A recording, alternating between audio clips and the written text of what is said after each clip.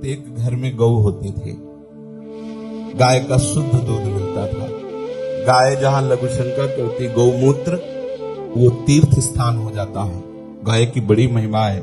गाय के मूत्र में जो गंध निकलती है, उसमें अस्वस्थता प्रदान करने वाले, जो शरीर को अस्वस्थ करते हैं, उनको नष्ट करने की सामर्थ्य होती गौमूत्र में। जैसे गौशाला है ना, उससे जो वायु निकलती है वो बहुत से रोगों को नष्ट करने वाली होती है। आज हम न तो गौ का आदर कर रहे हैं, न गौ सेवा कर रहे हैं, न गौ ग्रास निकाल रहे हैं, तो देखो परिणाम क्या होता चला जा रहा है। गाय हिंदू धर्म की धरोहर है। गाय अखिल ब्रह्मांड की माता है। गाय हमारे इस लोक का अस्तित्व है और गाय ही पंच महाभूत की माता है और इसी से ही भूत, भविष्य और वर्तमान है। लेकिन ज्यादातर लोग जब गाय दूध देना बंद कर देती है, तब उसे रास्ते में ही छोड़ देते हैं, जिससे गाय रास्ते में पड़े प्लास्टिक को भी खा लेती है कि सड़क दुर्घटना के कारण कई गायें गंभीर रूप से घायल भी हो जाती है।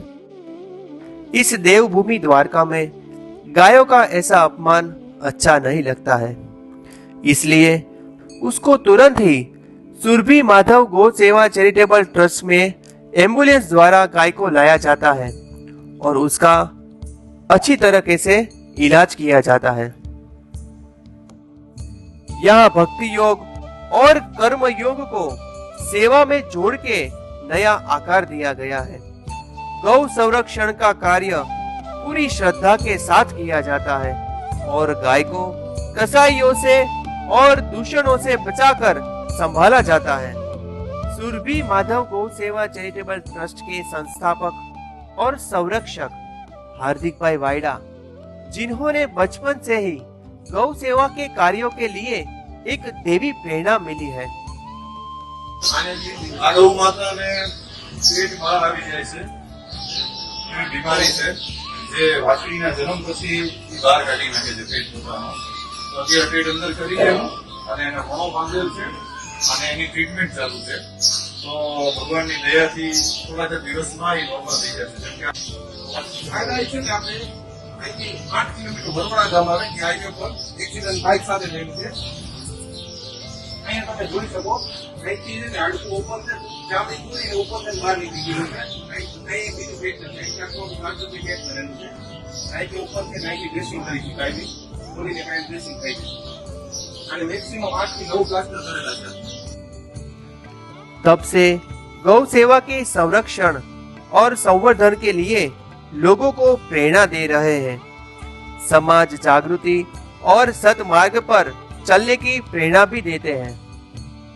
इस सुरभि माधव गौ सेवा चैरिटेबल ट्रस्ट के द्वारा गायों के लिए घास चारा, दवाइयाँ, डॉक्टरों की सेवाएं आदि अनेक सेवाओं के लिए गौधन को भी सभी तरह से ध्यान रखा जाता है। जय गौ माता, जय द्वारकाधीश। सुरभि माधव गौ सेवाમાંથી હું હાર્દિક વાયડા। આ ગૌ સેવાનું કાર્ય અમે છેલ્લા 3.5 વર્ષથી કરી રહ્યા છીએ। સૌપ્રથમ નારિયેળના તાલાથી એક ઝૂંપડી બનાવી હતી અને એક ગૌ માતા, બીમાર ગૌ માતાને અમે અહીંયા લઈ આવ્યા અને ટ્રીટમેન્ટ ચાલુ કરેલી હતી 3.5 વર્ષ પહેલા, જેનું નામ સુરભી હતું। એના ઉપરથી જ ગૌશાળાનું નામ આપણે સુરભી માધવ રાખ્યું છે, માધવ એટલે દ્વારકાધીશ। અને ત્યાર પછી ધીમે ધીમે ધીમે ધીમે ગૌ માતા, ગૌવંશની સંખ્યા ગૌશાળામાં વધતી જ ગઈ। દ્વારકાના આજુબાજુના 42 ગામડાઓમાંથી અમને ઘણી જગ્યાએથી ફોન કોલ્સ આવવા માંડ્યા કે અહીંયા ગૌ માતા બીમાર છે, નંદી મહારાજ બીમાર છે। તો તાત્કાલિક ધોરણે ગૌ માતાની જે અમારી એમ્બ્યુલન્સ છે, એમ્બ્યુલન્સ તે સ્થળે જઈ અને તેમને લઈ આવે। અહીંયા અમારી જે ડોક્ટરોની ને વૈદ્યની ટીમ છે તેમની ટ્રીટમેન્ટ કરે અને સારવાર જેટલો સમય ચાલે એના પછી જ્યારે તે સ્વસ્થ થઈ જાય ત્યાર પછી જે ગૌ માતા આઝાદ આપ જોઈ રહ્યા છો એવી રીતે આઝાદ આપણી ગૌશાળામાં જ આજીવન રહે છે। એને ખાવા પીવા રહેવાની કોઈ ચિંતા ન થાય એના માટે આપણે આ સેવા કરી રહ્યા છીએ। અને તદુપરાંત જે કોઈ પણ ગૌવંશ દ્વારકામાં અથવા આપણી ગૌશાળામાં આખા ગામમાં જે કોઈ પણ ગૌવંશ પોતાનું શરીર છોડી દે, જેને આપણે ગૌ માતા કહીએ છીએ, કહેવાની જ માતા નહીં પણ અંતિમ સંસ્કાર સુધી ગૌ માતાનો સાથ દેવો એવો અમારો સંકલ્પ છે। देवभूमि द्वारिका में द्वारकाधीश मंदिर से 4 किलोमीटर दूरी पर चोटीला रोड पर स्थित सुरभि माधव गौ सेवा चैरिटेबल ट्रस्ट आया है और मानो कुदरत ने ही इस जगह को पसंद किया है और स्वर्ग से भी सुंदर इस जगह को बनाया है। और लाखों लोग देश विदेश से अपनी गौधन के संरक्षण के लिए तन, मन और धन से सेवा में जुड़ रहे हैं।